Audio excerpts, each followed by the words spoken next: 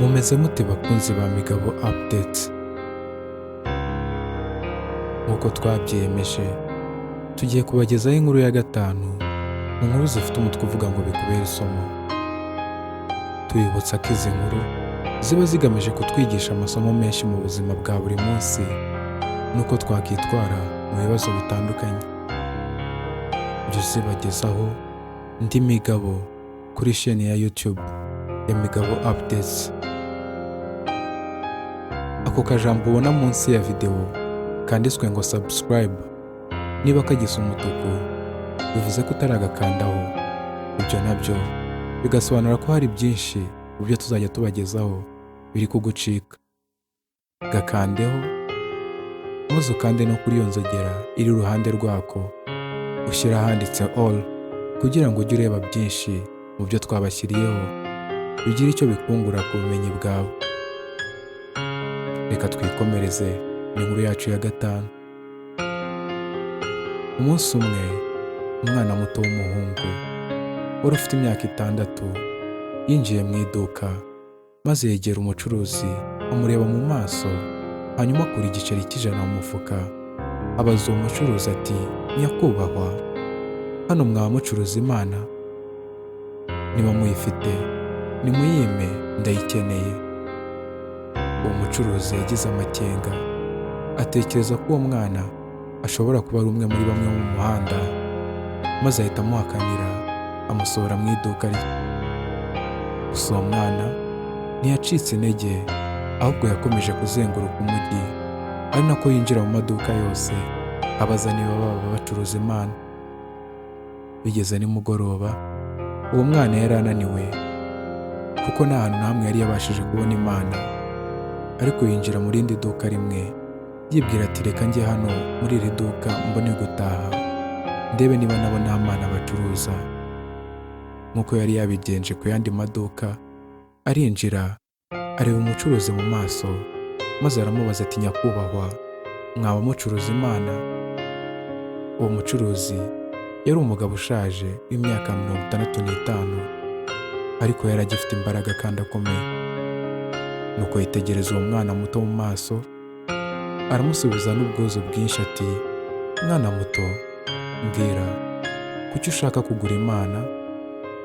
Ku nshuro ya mbere kuri uwo munsi wose nibwo bwa mbere uwo mwana yari abonye umuntu umutega amatwi yitonze kandi amwitayeho.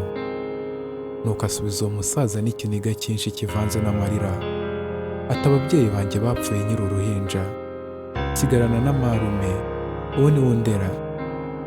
Marume ni umwubatsi, ariko mu minsi ishize igihe yari arimo yubaka hejuru kuri etaje yarahanutse yikubita hasi, none ubu ari kwa muganga kandi ararwaye cyane. Muganga yarambwiye ngo Imana yonyine niyo ishobora gutuma akira. Ubwo rero nagiye mu maduka yose mbaza niba baba bayicuruza kugira ngo nyigure nyishyire marume maze akire. Naramuka adakize nta wundi wo kunyitaho nzaba nsigaranye. Sinzongera no kubona n'ibyo kurya maze kuko niwe ubintekera. Nyakubahwa, ndakwinginze, niba ucuruza Imana yimenye ishyire marume.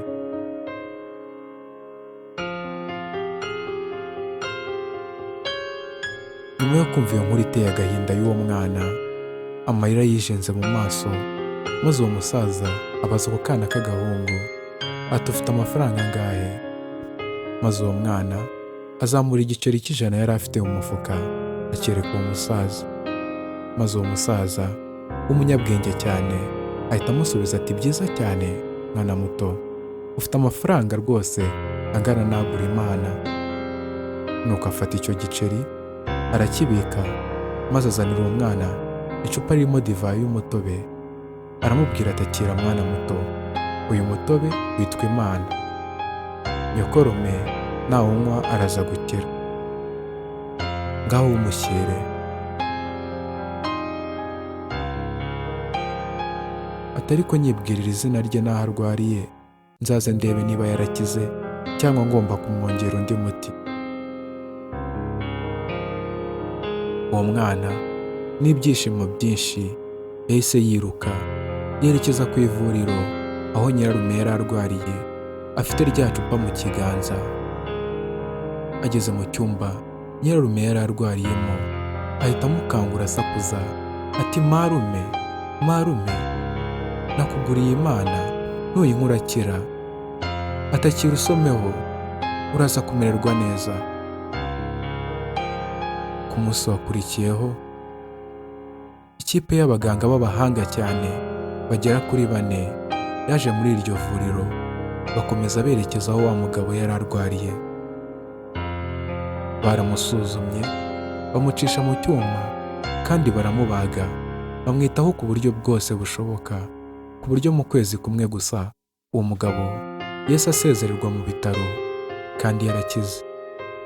Gusa mu gusezererwa, uwo mugabo yarebye fagitire y'amafaranga yasabwaga kwishyura, amera nk'ukubiswe n'inkuba, kuko atari yarigeze atunga amafaranga angana atyo mu buzima bwe.